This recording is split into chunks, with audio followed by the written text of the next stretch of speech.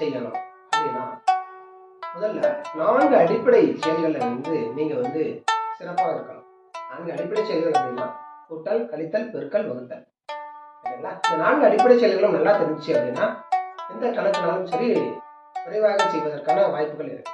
இந்த அடிப்படை செயல்களை எளிமையாக விரைவாக செய்வதற்கு நம்ம இந்த டாஸ் மேத்ஸ் அப்படிங்கிற வீடியோவில் எளிமையான செய்வதற்குரிய விளக்கங்களை பார்க்க போறோம்.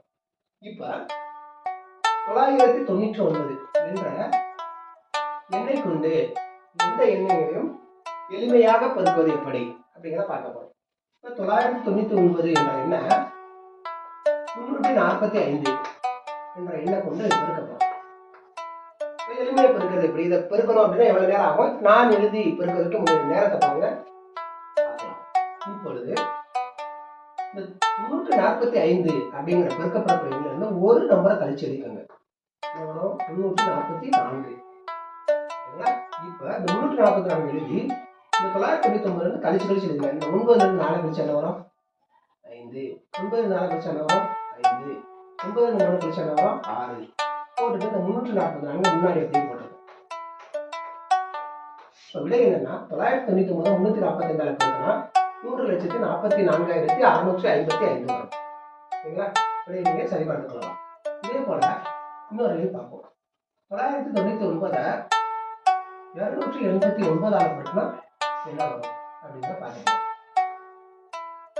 இப்ப 289 இருந்து ஒரு நம்பரை கழிச்சு எழுதுங்க. 288. சரிங்களா?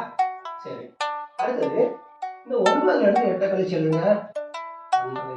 இந்த 9 இருந்து 8 கழிச்சு எழுதுங்க. 1. 9 இருந்து 8 கழிச்சு எழுதுங்க. 7. சரிங்களா? எழுதியாச்சு. அதை 999 இருந்து 288 கழிச்சு எழுதுங்க.